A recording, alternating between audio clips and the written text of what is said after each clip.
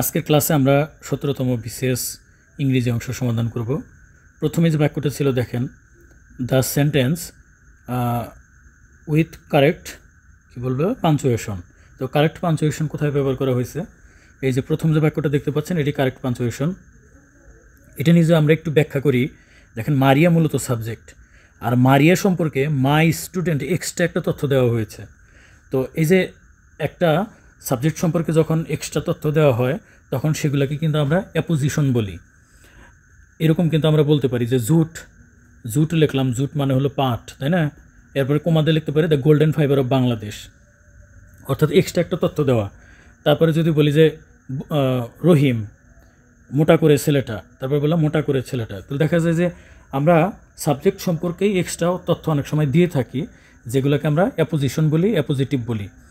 তো যখনই কোনো সাবজেক্ট থাকবে এবং সাবজেক্ট সম্পর্কে এক্সট্রা বর্ণনা দেওয়া থাকবে তখন কিন্তু আমাদের কী ব্যবহার করতে হবে? কোমা ব্যবহার করতে হবে।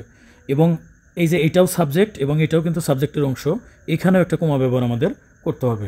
তাহলে Maria comma my student is on leave today, এটা হবে কিন্তু right answer. The antonym for inimical, inimical মানে হচ্ছে শত্রুতাপূর্ণ, বৈরী পরিবেশ, প্রতিকূল পরিবেশ, এরকম কিছু বোঝায়। তো আমাদের যেহেতু অ্যান্টোনিম ব্যবহার করতে বলছে, তার মানে বিপরীত, এটা অবশ্যই কী হবে? ফ্রেন্ডলি হবে। The synonym for Ephesus, Ephesus মানে কোনো কিছু মুছিয়া ফেলা, ঘষে ঘষে তুলে ফেলা। তো এটা কাছাকাছি প্রায় সবগুলাই, কিন্তু আপনারা এই রাব আউট এটা ব্যবহার করবেন, এটা হবে right answer. The best passive from the sentence we don't like idle people. তো বয়েজ চেঞ্জ আর কি, বয়েজ চেঞ্জ আমরা জানি লাস্টে যেটা থাকে সেটাই সাবজেক্ট হয়। তাহলে যে আইডল পিপুল, আইডল পিপুল যেটা থাকবে শুরুতে সেটাই কিন্তু আসলে মানে আমাদের রাইট অ্যান্সার হতে পারে। তো সেই ক্ষেত্রে যে উই আছে প্রথমে, এটা তো আর হবে না, কারণ আমরা যখন বয়েজ চেঞ্জ করব তখন অবজেক্টটা কিন্তু আমাদের আগে লিখতে হবে। তাহলে অবজেক্ট আমাদের এখানে আইডল পিপুল, এটা কিন্তু আগে চলে আসবে আইডল পিপুল। এরপরে টেন্স অনুসারে সাহায্যকারী ভার্ব আমাদের বসাইতে হবে। এটা উই ডোন্ট লাইক, এটা হলো প্রেজেন্ট টেন্স, প্রেজেন্ট টেন্স তাহলে এম, ইজ, আর এগুলো বসবে। তাহলে আইডল পিপুল আমরা আর ব্যবহার করব, পিপুল যেহেতু প্লুরাল ফর্মেট। এখানে কিন্তু দেখেন ডন্ট আছে, একটা নেগেটিভ আছে, তাই না? তার মানে আইডল পিপুল আর নট, আমাদের কিন্তু নটটা রাখতে হবে। আর নট মূল ভার্বের পাস্ট পার্টিসিপল, লাইক আছে, তাহলে কী হবে? লাইকড। আর নট লাইকড বাই, বাই ব্যবহার হবে, এবং এখানে উই আছে, আমরা ফাইনালি আজ ব্যবহার করব। তো আইডল পিপুল, এখন দেখেন আইডল পিপুল আর নট, এটা হবে না, কারণ এখানে লাইকড হওয়ার কথা ছিল। Idle people are not liked by us, এটা হবে right answer. Idle people are not of our liking, এটা তো আসলে কোনো ক্রমেই হবে না, সো রাইট অ্যান্সার হবে idle people are not liked by us. 5 number যে সেন্টেন্সটা ছিল কারেক্ট সেন্টেন্স ব্যবহার করতে বলছে। The Nile is longest river in Africa. দেখেন এখানে কিন্তু লংগেস্ট, তাই না? লং, লঙ্গার, লংগেস্ট, এটা হচ্ছে সুপারলেটিভ ডিগ্রি। সুপারলেটিভ ডিগ্রি যদি থাকে তাহলে কিন্তু আমাদের দি ব্যবহার করতে হবে, অর্থাৎ লংগেস্টের পূর্বে একটা দি আনা লাগবে। তো এইখানে লংগেস্টের আগে এখানেও কিন্তু দি ব্যবহার করে নাই, সো এটাও হবে না, এটাও হবে না। এরপরে নীল ইজ লংগেস্ট, এটাও তো আসলে হবে না। ফাইনালি নদীর নামের আগে দি বসবে, যেমন দা পদ্মা, দা মেঘনা, দা যমুনা। একইভাবে লংগেস্ট সুপারলেটিভ ডিগ্রি থাকলে তার পূর্বে কী হবে? দি হবে। সুতরাং সবক্রমেই এই the Nile is the longest river in Africa, এটা হবে right answer. Browning, Robert Browning was the composer of any of the following poems. এটা লিটারেচার থেকে আসছে, এগুলো একটু কষ্ট করে মনে রাখতে হবে। এটা অ্যান্ড্রে দেল সার্টো, এটা আসলে এই কবিতাটা উনি লিখেছেন। The right word to fill the gap following sentence, give her telephone number to ring dash she get lost. এটা আসলে আমরা ইনকেস ব্যবহার করব। ইনকেস মানে হচ্ছে ধরেন এই ধরনের বাক্য আমরা ইনকেস ব্যবহার করব, যে বললাম যে তুমি ছাতাটা নিয়ে যাও, বাই চান্স যদি বৃষ্টি আসে, তার মানে সতর্কীকরণের ক্ষেত্রে আমরা যদি বৃষ্টি আসে, ইফের মতো না, ইফের মতো কিন্তু না, ইফের মতো না, এটা হলো সতর্কীকরণের ক্ষেত্রে আমরা ইনকেস বসি, মানে বাই চান্স যদি বৃষ্টি নামে। তো আমি বলতেছি যে তুমি আমার মোবাইল নাম্বারটা লিখে নাও, বাই চান্স যদি তুমি আমার মোবাইল নাম্বারটা যদি ভুলে যাও, পরে তো কল দিতে পারবে না, তখন আমরা বাই চান্স, নর্মালি আমরা বাই চান্স ব্যবহার করি, কিন্তু এই ক্ষেত্রে ইনকেস আছে, ইনকেসটা আমরা ব্যবহার করব। ফ্রাঞ্চাইজ, ফ্রাঞ্চাইজ মানে হচ্ছে ভোটাধিকার বা বিশেষ অধিকার প্রাপ্ত হওয়া, অধিকার গ্রহণ করা। তো এটাকে আমরা প্রিভিলেজ বসাতে পারি। প্রিভিলেজ মানে সুবিধা ভোগ করা, বিশেষ সুবিধা পাওয়া। স্লাগিশ মানে হচ্ছে অলস, ধীর স্থির, একদম যে নড়াচড়া খুব কম করে, অলস প্রকৃতির। তো এটা কিন্তু আমাদের অপোজিট ওয়ার্ডটা বের করতে হবে এখানে। অপোজিট ওয়ার্ড হচ্ছে অ্যানিমেটেড। অ্যানিমেটেড কী, আমরা অ্যানিমেশন দেখি না, অ্যানিমেশন হচ্ছে লাফালাফি ঝাপাঝাপি দৌড়াদৌড়ি করে। তো অ্যানিমেটেড মানে সজীবন্ত, মানে চলন্ত, সবসময় উদ্দীপ্ত, এরকম অ্যানিমেটেড হয়। অপোজিট ওয়ার্ডটা হবে অ্যানিমেটেড। কারেক্ট স্পেলিং, এটা বানানটা একটু খেয়াল রাখবেন, এটা কিন্তু হোমোরাস হবে। হোমোরাস মানে হাস্যরসাত্মক, কৌতুকপূর্ণ। তো দেখেন হোমোরাসের ইউ আছে, আবার ও আছে, ও আছে আবার ইউ আছে, অর্থাৎ ইউ, প্রথমে ইউ, তারপরে কি, তারপরে একটা ও, আবার একটা ও, তারপরে আবার এই যে লাস্টে একটা আবার ইউ, অর্থাৎ ইউ ও ও ইউ। এইভাবে আপনি হোমোরাস শব্দটা মনে রাখতে পারেন, যে প্রথমে ইউও থাকবে, এই যে প্রথমে যেমন একটা ইউ আছে আর ও আছে, পর আবার ও ইউএস হয়। বিভিন্ন টেকনিক আসলে মনে রাখলে সুবিধা হয়, কারণ পরীক্ষার হলে দেখা যায় যে আমাদের কিন্তু সবসময় কনফিউশন তৈরি হয় যে কোনটা রাইট অ্যান্সার হবে। ইকুইভোকেশন মানে হচ্ছে যে এটা হচ্ছে যে মানে হয় না যে আপনি একটা কথা বললেন, কথাটা নেগেটিভ বললেন না পজিটিভ বললেন, বোঝা যায় না। অর্থাৎ আমরা কিন্তু অনেক সময় এরকম প্যাচালো কথা বলি যে কথা দিয়ে আসলে ক্লিয়ার বোঝা যায় না যে সে কী বোঝাতে চাচ্ছে। তো এটা ইকুইভোকেশন এরকম একটা মিনিং হবে। ইকুইভোকেশন হচ্ছে two contrary things in the same statement. অর্থাৎ আপনার কথাতে একবার মনে হচ্ছে যে আপনি ভালোর জন্যই বলছেন, আবার মনে হবে যে না আপনি আসলে নেগেটিভভাবে বলছেন। তো এরকম আপনার বাক্যে যদি এরকম দুইটা অর্থই মিনিং দেয়, ডাবল মিনিং হয়ে যায়, তখন কিন্তু আমরা তাকে ইকুইভোকেশন বলি। When person says his all, এটা কিন্তু আসলে বিশেষ সহ বিভিন্ন পরীক্ষায় কিন্তু এসেছে ইডিওম ফ্রেজ থেকে। হিজ অল মানে অবস্থা খুবই খারাপ, এত ক্লান্ত, এত টায়ার্ড, তখন আমরা বলি হিজ অল বা আই এম অল। তো এই ক্ষেত্রে আমরা বলি হি ইজ ভেরি টায়ার্ড, এটা হবে right answer. Bill of fair আমরা যখন কোনো রেস্টুরেন্টে খেতে যাই তখন কি খাবো এবং কোন খাবারের মূল্য কত, এরকম একটা তালিকা কিন্তু আমাদের দিয়ে দেয়, সেটাকে আমরা বলি বিল অফ ফেয়ার। তাহলে এর চার্ট অফ বাস ফেয়ার, তো এটা তো বাস ভাড়ার চার্ট না, তাই না? প্রাইস লিস্ট বলা যায় না, আসলে রেস্টুরেন্টে খেতে গেলে যে বিল লিস্টটা দেয় সেটাই আসলে মানে এখানে হবে। তো এই যে এই গ নম্বরটা হবে right answer, a list of dishes at a restaurant.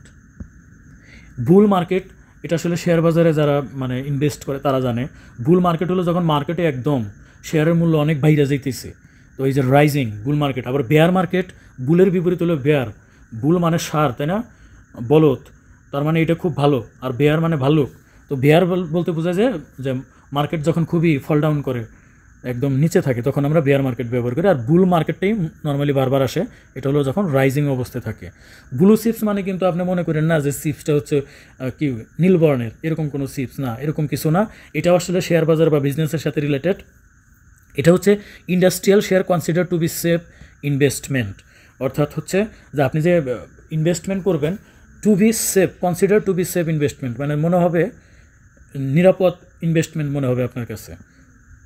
রাজমাটাস হচ্ছে মানে একদম হই হুল্লোড়, চিল্লাপাল্লা, হুড়াহুড়ি, এটা হচ্ছে নয়েজি অ্যাক্টিভিটি, এই রাজমাটাস মানে। ব্লকবাস্টার মানে একদম আমরা দেখি না কলকাতার যে ইগুলা চ্যানেলগুলা, যে মিঠুন চক্রবর্তীর ব্লকবাস্টার, মারামারি কাটাকাটি, মারবো এখানে, এই টাইপের ওই টাইপের। তো এই ব্লকবাস্টার কিন্তু আসলে মানে হচ্ছে একটা মানে বিস্ফোরক, একটা বিশাল একটা বিস্ফোরণ, এই টাইপের বোঝায়। তো এটা আসলে রাইট অ্যান্সার হবে a powerful explosive to demolish building, একটা বিল্ডিং ধ্বংস করার জন্যে যে বিশাল একটা বিস্ফোরক বা বিস্ফোরণ, একদম শক্তিশালী বিস্ফোরণ। Any one of the following pairs literary collaborators. তো লিটারেরি কোলাবরেটর্স মানে কি? এই কোলাবরেশন মানে হয় না যে একটা গান একসাথে দুইজন মিলে গায়, তো সেই কোলাবরেশন। তো আর লিটারেরি কোলাবরেশন মানে একই সাথে একটা বই লেখা, কবিতা লেখা, উপন্যাস, গল্প লেখা। আমরা দেখি রোমান্টিক পিরিয়ডে কিন্তু বেশ কয়েকজন সাহিত্যিক ছিলেন যারা একসাথে মানে লিখছেন, কবিতা লিখছেন। তো একইভাবে এখানে আসলে কে একসাথে কাজ করেছেন সেরকম।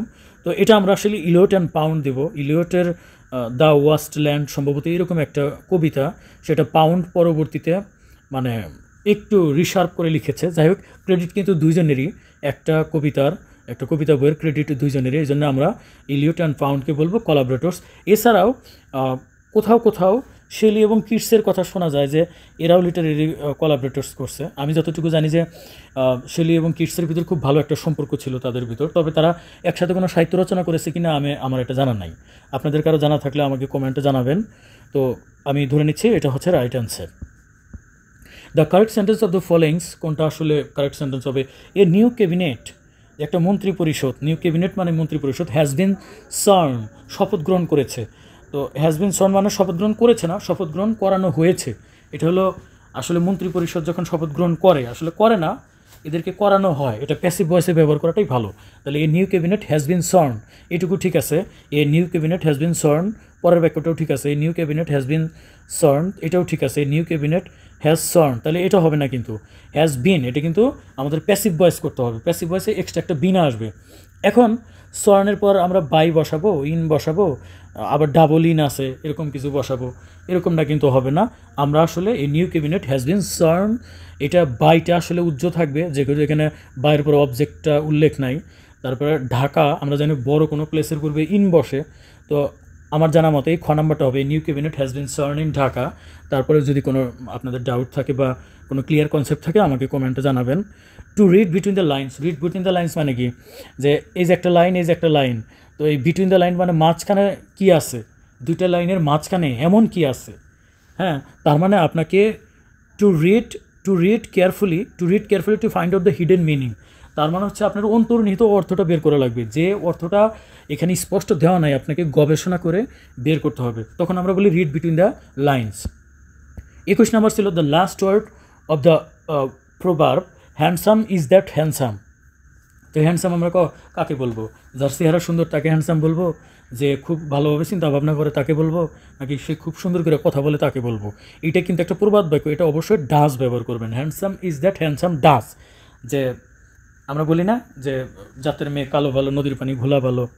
তো হ্যান্ডসাম বলতে যে কাজে হ্যান্ডসাম, যার ডুইংয়ে হ্যান্ডসাম সে আসলে হ্যান্ডসাম। অথবা আমরা এইভাবে বলতে পারি, হ্যান্ডসাম ব্যক্তি তার কাজটাও, তার কর্মটাও, মানে সে যেটা করে সেটাও হলো হ্যান্ডসাম। তো প্রবাদ বাক্য নিয়ে আসলে খুব বেশি কথা বলা যায় না, কারণ এটা আসলে নির্দিষ্ট গ্রামার মেনটেন করে না। আপনারা একটু কষ্ট করে মনে রাখবেন, এটা একটা প্রবাদ বাক্য, হ্যান্ডসাম ইজ দ্যাট হ্যান্ডসাম ডাস। তো আজকের ক্লাস এখানেই শেষ করতেছি। তো আশা করতেছি সবাই বুঝতে পেরেছেন। কারো কোনো প্রবলেম হলে অবশ্যই কমেন্টের মাধ্যমে জানাবেন এবং আমার জন্য দোয়া করবেন, যাতে কন্টিনিউয়াস আপনাদের জন্য আমি টিউটোরিয়ালগুলো করে যেতে পারি। আসসালামু আলাইকুম।